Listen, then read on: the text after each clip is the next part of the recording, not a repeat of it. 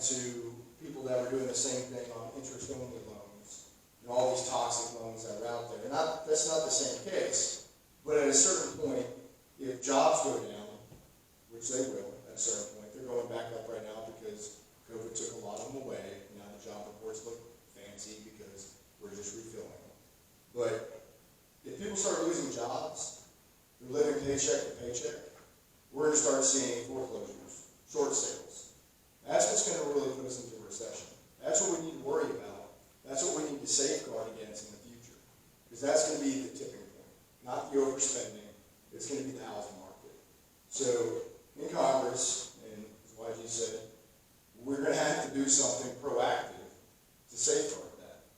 Because there will be a time when it comes, in my opinion. Thank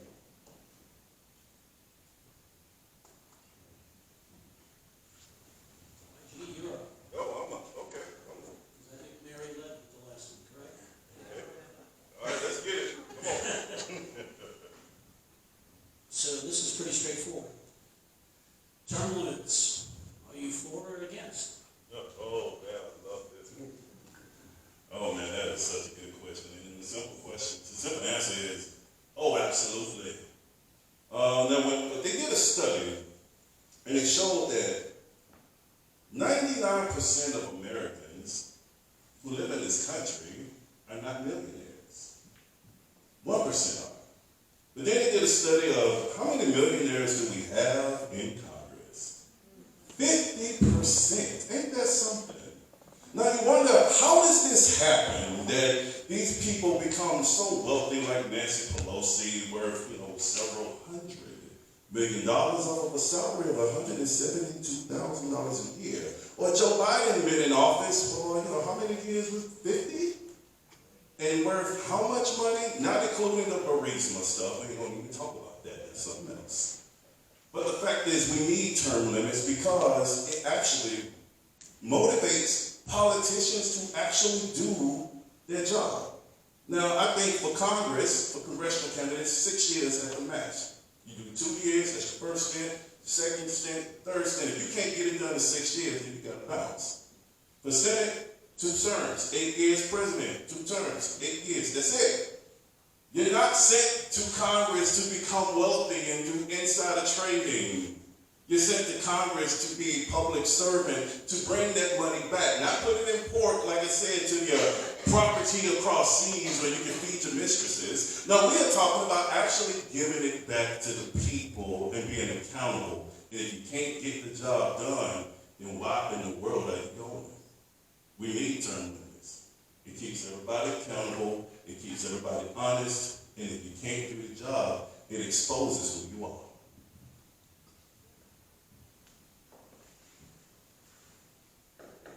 Well, when we look at Nancy Pelosi, she's nearly 80. How many terms is she going on? But then again, I think, people could vote her out. They don't have to keep voting for her.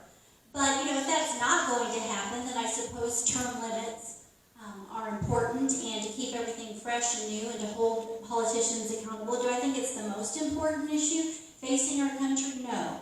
I think that, under Biden last year, nearly 2 million illegal immigrants entered this country. More in American history, more in world history is more important. And also term limits, I would support that for the Supreme Court. They're there for life, and some of them are not well, they're not healthy, maybe not making the best decisions, and that's a very important role and job and function in our government. But again, I support term limits, but again, why are these people still voting for these people who aren't doing and not serving you, and not doing the best that they can for the constituents that they serve? YG, your answer to the question, how long has Joe Biden been in office? Much too long. Exactly. I agree with you, sir. Term limits. I ran for Congress in 2020. I was the first one out of a huge field, 13 candidates, to sign the term limit pledge back then. Here's the thing. There's some folks that say, hey, Mark, we already have term limits. We vote them out of office if we don't approve of their work for us. Unfortunately, the data suggests something completely opposite.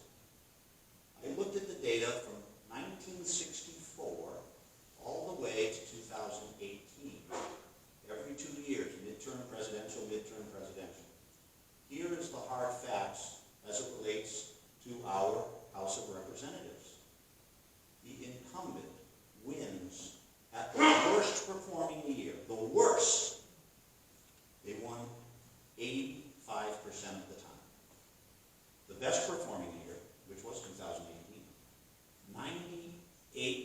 of the time. So we don't vote them out of office. And why not? Because they have massive name ID within their district. They have access to money that most of their competitors don't have. And they also have the access to power. I looked at our Constitution when I decided to run for this race in 2022. I went through there with a fine-tooth comb looking for the word representative. You heard me talk about that in my opening statement. It's in there 37 times. 37. The use of the word politician, 0. Politicians, it seems to me, are far more concerned about their next election than they are about our next generation. Term limits is the answer out of this.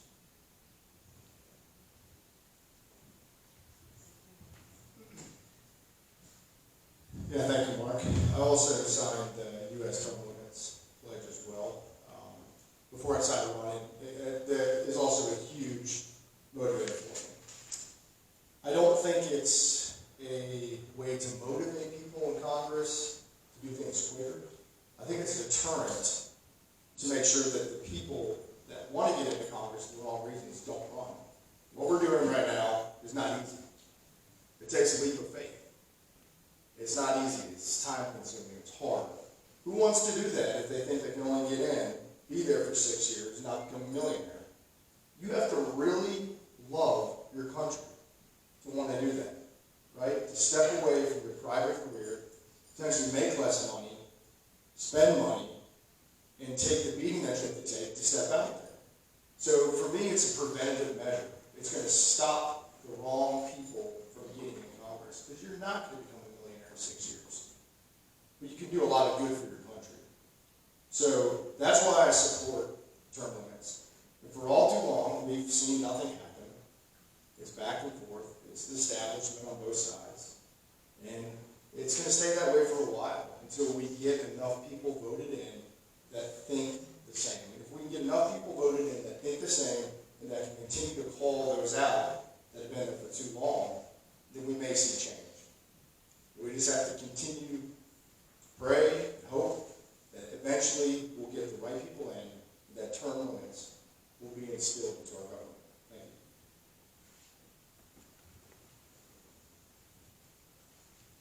I had a job out of college that was kind of unusual. I was a lobbyist. I worked for my dad, who was the executive director of the Georgia Catholic Conference and represented several medical organizations. And I worked for him, and I was a lobbyist too. So before I was a legislator, I was a lobbyist, and then after I was a legislator, I was there for 6 years, which this is another part of the term limit story. And then I lobbied again for just a few years. I let my clients know that I was done, that there was no reason for them to hire me any longer. They were like, but why? We don't understand. I was like, well, I've done my job. This piece of legislation that you're always worried about is never going to come up again. But I have a problem with lobbyists. Big problem. I may have been one, but I have seen the money pass hands. At the federal level, that is what controls our legislators. That is why they're in office for so long. That is why you can't get rid of them. It's because the lobbyists own everybody, and they're going to try to own one of us. They will. And I have tried to prepare myself for that with prayer and study, because when you are faced with not a lot of money in a race, and somebody's dangling a couple thousand, tens of thousands of dollars in front of you, it is hard to say no. Trust me. But I have pledged that I will say no. I signed the pledge for term limits, just like those two guys over there. I did term limits on myself. When I was a legislator, I did 6 years because I was done. I walked out and people got mad at me. Lobbyists did. So I'm a big term limits fan. Lisa, you're up. But Mary, you must be clairvoyant, and you'll understand in a minute. The Question is, we have sent a lot of good people to Washington. Most of them are quickly corrupted. None of you are immune. What specific steps will you take to ensure you do not fall prey to the lure of power, money, and influence? I personally, I'm not in this for the money. I am in this for the future of our country, for my children, your kids, grandkids, all Americans. And, the lobbyists that they have such a say in Washington, I say rid them of the House and the Senate. They shouldn't have the power and influence they have. It shouldn't be more powerful than the citizens of this country and their interests. And we just talked about, term limits. Well, it'll be real interesting in this next election if people are going to vote for the incumbent after they've seen what's happened this past year. They are all being impacted by high taxes, inflation, gas prices. Yes, we're on the verge of a recession. If this continues this reckless spending. So, no, I have no question in my mind that I will not let the powers that be corrupt who I am. I know who I am. I'm a hard worker. I'm highly educated and motivated to do this job for the people that vote for me and not for someone who's got the money. It's really a question of right or wrong. We all know it. When I ran in 2020, I never took a penny, not a single penny, in the special interest or any PAC to get behind me. So I've actually demonstrated the answer to this particular question. I would never take a penny from anyone who thought that they could buy my favor at the expense of anyone in Georgia's 7th Congressional District. This is how I was raised. This is what I believed in. And it's one of the biggest problems that we have. I remember in the last cycle, I became quite expert on surprise billing. And we came very close to closing that giant problem. And you know what happened? There was a Democrat from Massachusetts. At the end of the day, at the 11th hour, when the bill should have got signed, which would have helped us, that's a $6 billion theft from the American people. $6 billion in surprise billing. We took a contribution for $29,000. So your value, $29,000 for $6 billion of additional expense that comes right out of our American pockets. That's why I feel so strongly about this particular question. It's completely wrong. It's completely un-American.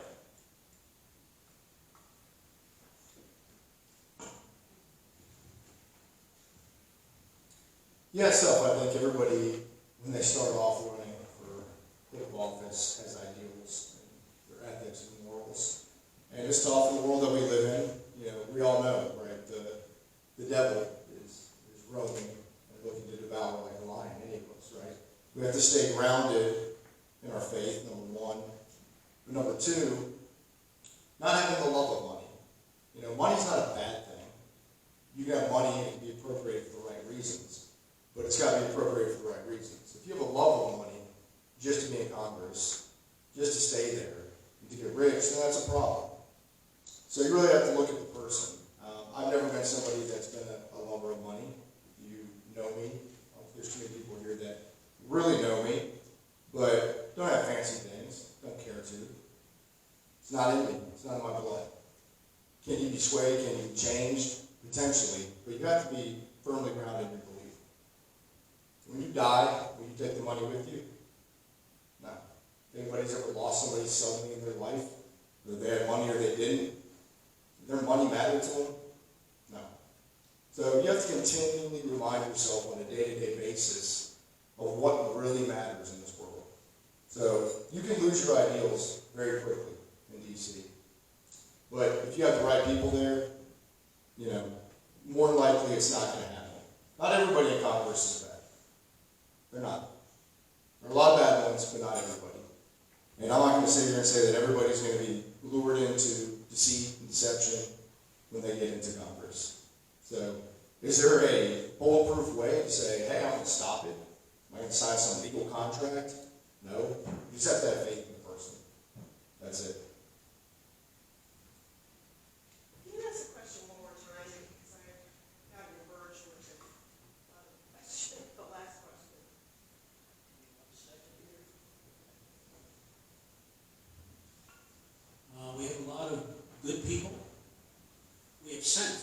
lot of good people in Washington.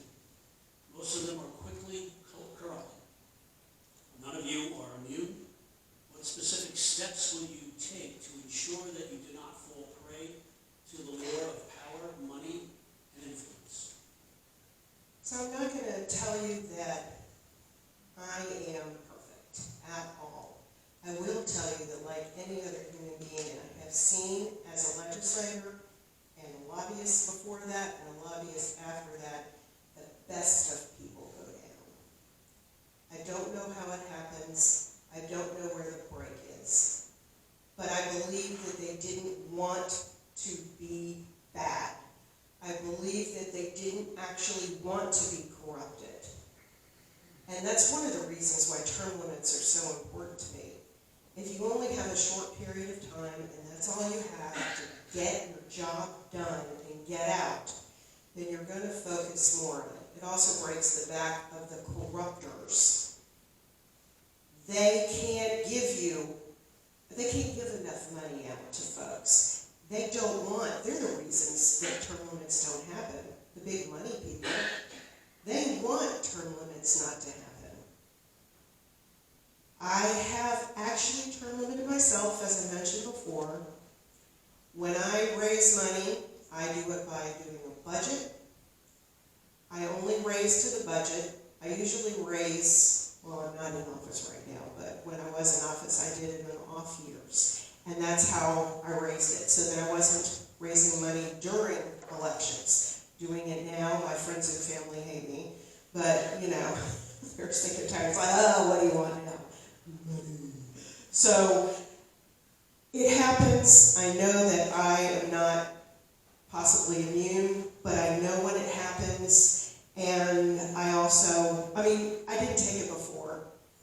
I don't know what pressures are out there. The devil hides. The devil is sneaky. And I believe that the devil is very strong. And that I just have to fight, and pray. So, pray for all of us, please. I need you to read that question one more time. This is very, very important. We have sent a lot of good people to Washington. Most of them are quickly corrupted. None of you are immune. What specific steps will you take to ensure you do not fall prey to the lure of power, money, and influence? Once again, I'm going to say the quiet part out loud. This is very important because a lot of politicians have fallen prey to this. And let's just say I'm trying to run my campaign on as little money as possible because I know how very easy it is to get corrupted, because I was approached. Someone wanted to give me a large amount of money and I told them no. Because I already know I'm not going to be your slave. You just want me to be able to vote the way you want me to vote, and I cannot serve the public that way. And then here come the threats. We're being very real. If you ain't went through it yet, trust me, it's coming. Well, YG, we will humiliate you through mainstream media, CNN and MSNBC. I said, do you honestly think I care? I was raped as a child in 1985. That is the greatest humiliation I can ever face. Try again. Well, YG, we'll do everything we can to take whatever money you have where you will be destitute. I said, I was homeless in 1992, literally sleeping on the street. I know what it is to survive on nothing. Try again. They said, well, YG, we will hurt you greater than anything. We will hurt you. I said, my children were killed in 1999, and in 2008, that's the greatest pain I can ever suffer. And if you kill me, you only take one voice, but you just created a million YGs because people will talk about what's going on. This is the real corruption of what's going on in politics right now. And if it ain't happened, it will. But trust me, I would rather suffer and lose my life knowing I will wake up in paradise doing the right thing for this country than be corrupted by the wrong thing in this country. And that is what politicians need to learn and understand. Do not take the money.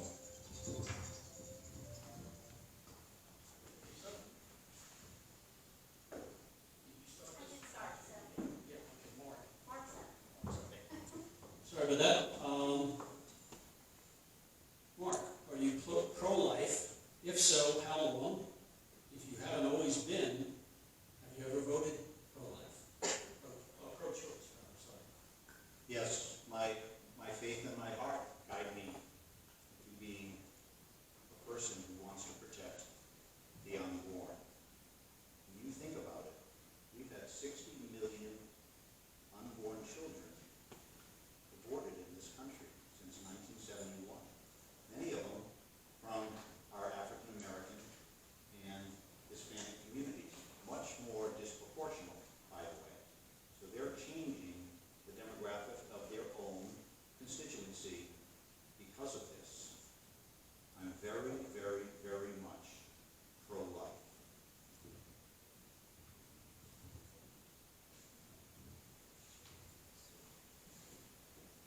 Yes, I'm very much for life as well.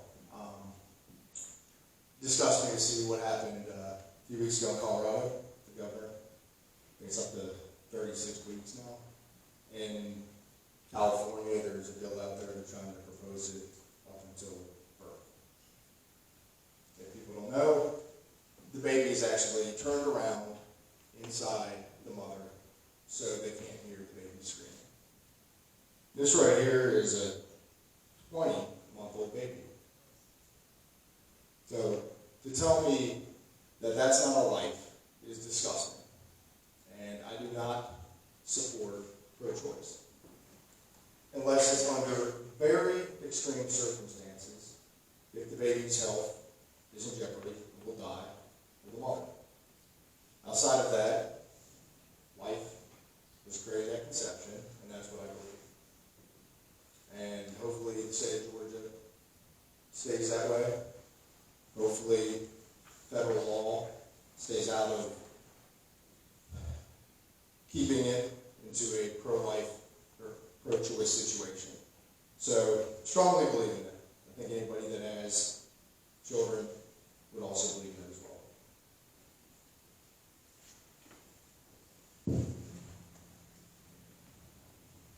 When I was in the legislature and I was a Democrat, I was considered pro-choice and I was endorsed by Emily's List and the local Emily's List. The only reason was not necessarily because I believed in abortion, but because I believed it was a medical procedure that needed to remain a safe medical procedure. And then I left the legislature.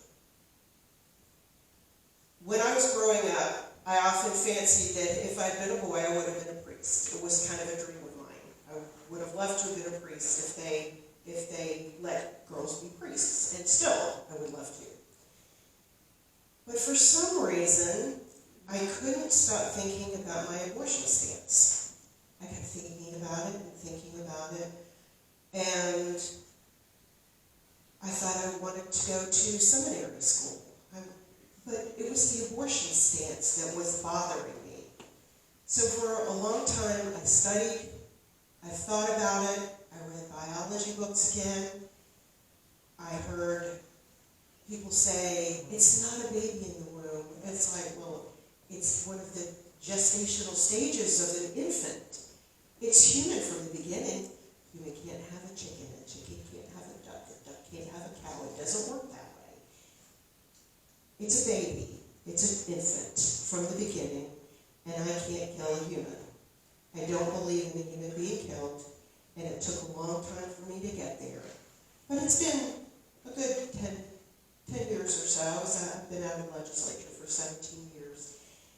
But I'm probably more hardcore pro-life.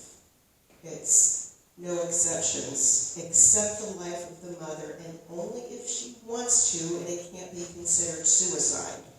And also in the pro-life arena, no murdering old people, none of that. That's pro-life too. All right, this isn't a talking point to me. This is something that actually happened. I've already talked about this a little bit. In 1999, Howard and Hank were my twins who were aborted by my ex-girlfriend. And she said it's going to be something that's going to hurt you more than anything that has ever happened to you before, YG. And she was right. And I broke down and I cried as her friends were laughing in the back. Big bad YG, he crying like a little woman on the phone. We told you, girl, that's how you get hurt a man. It destroyed me. But the beautiful thing about how God works, all those years, many years later, I was preaching around the country. She actually came to the stage where I was at, and I'm like, why are you here? She said, I need 5 minutes of your time. I want to tell you that I'm sorry for killing our children. Please forgive me because the abortion destroyed my womb, and I can't have any more children. She said, she called me by my first name. She said, Yohanse, I need you to use whatever platform you have to do everything you can to save the lives of these children so nobody else suffers like us. And I prayed with her. We cried together and I forgave her. And I became pro-life. And that's why I'm adopting my Howard and Hank bill to give fathers the right to save the lives of their preborn children because we as dads, we matter too. Our voices have been taken, especially in the black community. 41 million black people in the country right now. But since 1973, over 21 million of us have been killed, half of our population. So if anybody said we're going to kill half of white people, half of Hispanic people, half of Asian people, that's a pandemic, that's genocide. But when you kill half of the population of black people, they call it Planned Parenthood.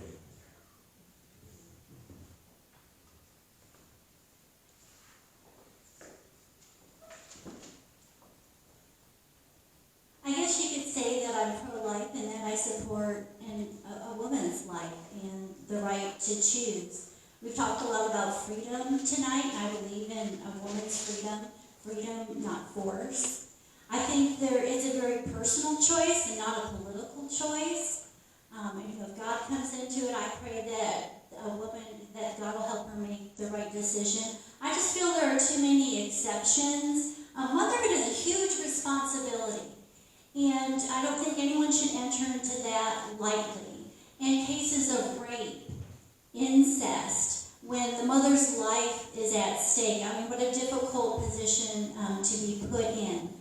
But, I voted for Trump, thought, the exact opposite. He was pro-life, but I thought, well, everybody doesn't care about a woman's life. But I thought there are lots more important issues, and so I voted for him anyways. And we've talked about how District 7 has changed and been redistricted, and that's an uphill battle for us. And I think in the general election, being pro-environment, pro-women's rights, would serve me well in the general election. And as I said, I think it's a very personal, private choice, not a public one, not a political one, and just too many exceptions. Even in the first trimester, there are miscarriages that happen. And I just think that a woman should be allowed to choose her future and her life.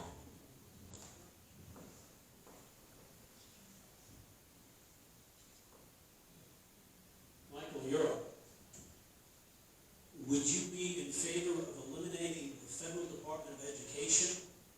Any other agencies or departments you would seek to eliminate?